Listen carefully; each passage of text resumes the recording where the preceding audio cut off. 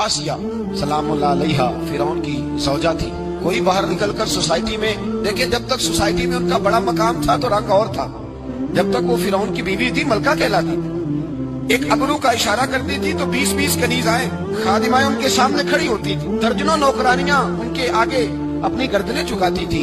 जब तक जनाब आसिया मलका थी उनका रंग ढंग और था, लेकिन जब तक उनका जिक्र कुरान में नहीं था, तब तक उनके तज़किरे आसमानों में नहीं थे, जब तक उनका इंतजार हुए नहीं कर रही थी।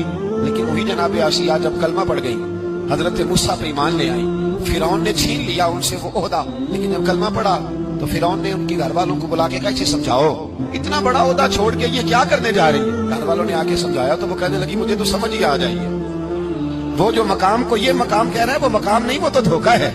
जिसको ये मर्तबा कह रहा है वो तो एक धोखा है, फरेब है कि मुझे मलका बना दिया गया। मैं कीमती चीज थी छुपाने की और मुझे मलका बना के इसने दुनिया को बदला दिया, वो धोखा है। घर वालों ने समझाया पर जनाब आसिया नहीं मानी। फिर फिरौन ने कहा तूने सारी जिंदगी आसानियों में गुजारी है, मैं तेरी आसानियां छीन लूंगा। तो आप फरमाने लगी जब मैंने कलमा पढ़ा था ना, मैंने ये सारी बातें पहले सोच ली थी, तू छीन ले जो छीनना है। सारा कुछ छीन गया। फिर वो मलका जो इशारा करती थी तो हजारों लाखों लोग हुक्म मानने को तैयार होते थे। फिर उसी मलका को बालों से पकड़कर घसीटा गया, फिर उसी मलका को थप्पड़ मारे गए, फिर उसी मलका को दीवार के साथ खड़ा करके हाथों में मोटी मोटी कील ठूंक दिए गए। फिर फिरौन ने उनके वजूद पर तलवार के जख्म लगाकर मिर्चें डाली। रात का वक्त था, बंधी हुई है जनाब आसिया।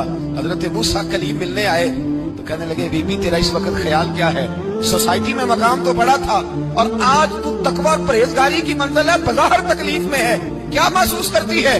जनाब आसिया कहने लगी मूसा मुझसे न पूछिए, ये बतलाइए मेरा रब मुझसे राजी है कि नाराज है, ये बताइए वो मुझसे राजी है कि नाराज है, उसका मेरे बारे में क्या, मेरे बारे में इरादा कुदरत क्या है। तो जनाब मूसा कहने लगे रब करीम ने तेरे लिए जन्नत में मकान बना दिया है, जन्नत में तेरे लिए महल तामीर हो गया, तेरा आलीशान मर्तबा जन्नत में बन गया। एक मकाम सोसाइटी में है, लेकिन हजरत आयशा ने सोसाइटी वाला मकाम कबूल नहीं किया, सोसाइटी वाला मकाम नहीं कबूल किया, वो वाला मकाम कबूल किया है जो अल्लाह की बारगाह में है और अल्लाह के कलीम की बारगाह में है। नबी पाक सल्लल्लाहु अलैहि वसल्लम की ज़ौजा हज़रत सैयदा तैयबा ताहिरा सैयदा खदीजतुल कुबरा रज़ियल्लाहु ताला अन्हा का विसाल होने लगा तो महबूब ने फरमाया खदीजा तो जन्नत में जाए तो मेरी बीवी को मेरा सलाम कहना।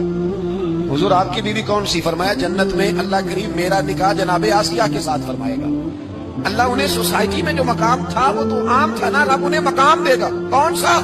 कि अल्लाह उन्हें अपने महबूब की सौजा बना के पूरी उम्मत मुस्लिमा की माँ बना दे। कल हमारे जो हुक्मरान हैं उन्होंने उसका नाम फार्म हाउस रखा हुआ है, मेरा फार्म हाउस, और पुराने जमाने में लोग डेरा कहते थे, तो उसने भी इस तरह का फार्म हाउस बनाया हुआ था।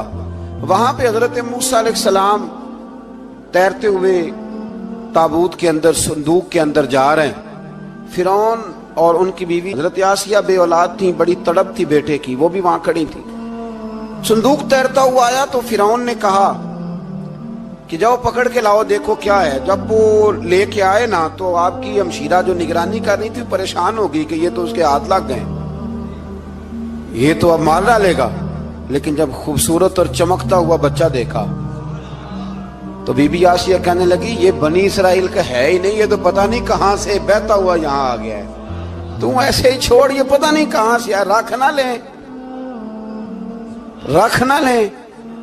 तो हजरत मूसा अलैहिस्सलाम वो कहने लगा नहीं उन्हीं के हैं, मूसा अलैहिस्सलाम उसी के हैं। तो आसिया कहने लगी तेरे तो सर पे ना बस भूत ही सवार हो गया, हर वक्त वही लोग तुझे याद रहते हैं, ये पता नहीं कहां से बह के आया।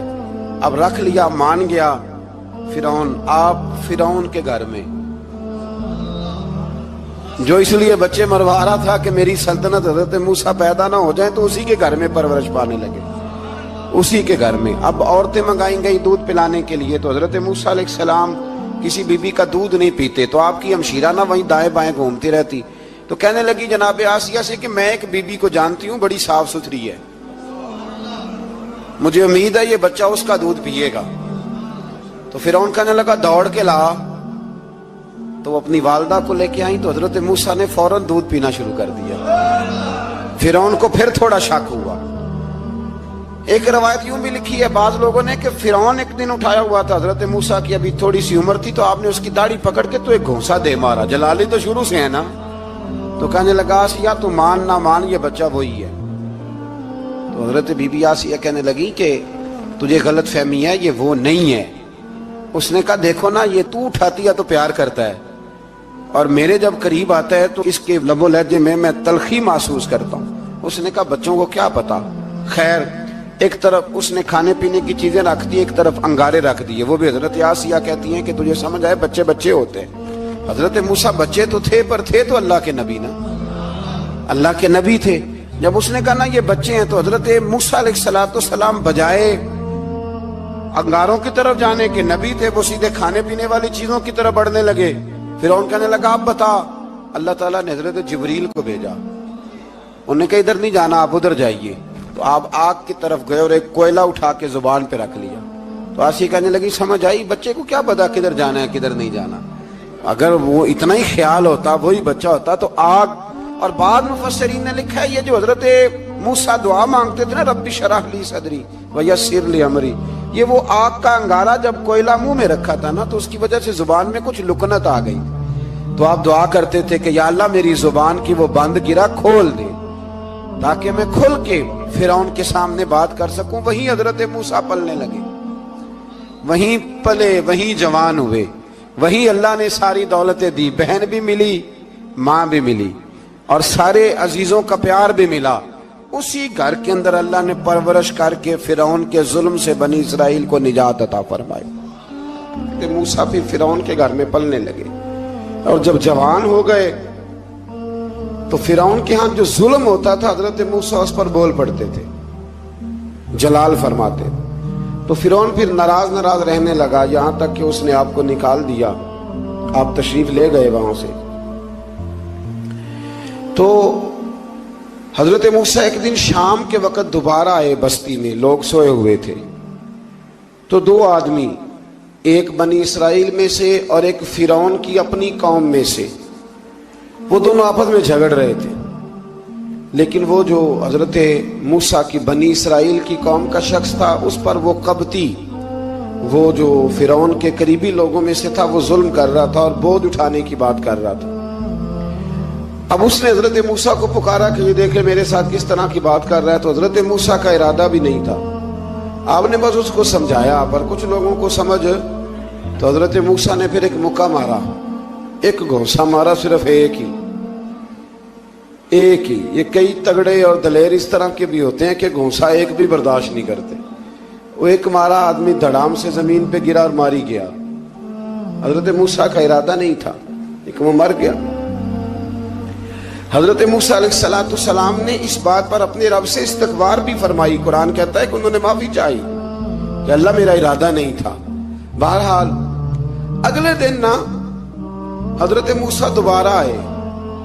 وہ سنا کرتے تھے نا ہم کہ بیوقوف دوست سے عقل مند دشمن بہتر ہوتا ہے۔ وہ کم از کم دشمنی تو عقل مندی سے کرتا ہے نا، لیکن جو بیوقوف دوست ہو بیوقوفی۔ حضرت موسیٰ دوبارہ آئے تو وہ بنی اسرائیلی اگلے دن کسی اور سے جھگڑا کر رہا تھا۔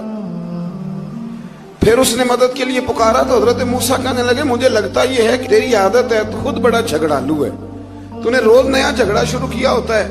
حضرت موسیٰ جب اس کی طرف بڑھے نہ ڈانٹنے کے لیے تو اس نے شور کرنا شروع کر دیا، کہنے لگتا ہے جس طرح آپ نے اسے کل قتل کیا تھا مجھے بھی قتل ہی کریں گے۔ یہ انسانوں کا مزاج ہے کہ آپ جب تک کسی کے طبیعت کے مطابق چلیں گے وہ راضی رہتا ہے، اور ذرا آپ اس کی طبیعت سے ہٹتے ہیں تو وہ شور کرتا ہے۔ اس نے کہا جی آپ مجھے بھی لگتا ہے ماریں گے۔ حضرت موسیٰ کلیم اللہ علیہ نبینا علیہ السلام کے بارے میں جب اس نے شور کیا تو بات پھر فرعون کے دربار تک گئی۔ وہ تو پہلے ہی بہانہ تلاش کر رہا تھا۔ اس نے کہا ڈھونڈو، پکڑو اور معاذ اللہ شہید کریں گے۔ کسی نے آ کے خبر دی کہ آپ جہاں سے ہجرت کر جائیں، اس لیے کہ آپ کے لیے یہاں حالات درست، اور بھائی یہ چھوڑ دیا کریں بات کہ فلاں آدمی کے حق میں فلاں جگہ حالات کیسے خراب ہوئے، تو نبی کریم علیہ السلام مکہ چھوڑ کے کیوں آئے؟ حضرت موسیٰ علیہ السلام نے ہجرت کیوں فرمائی؟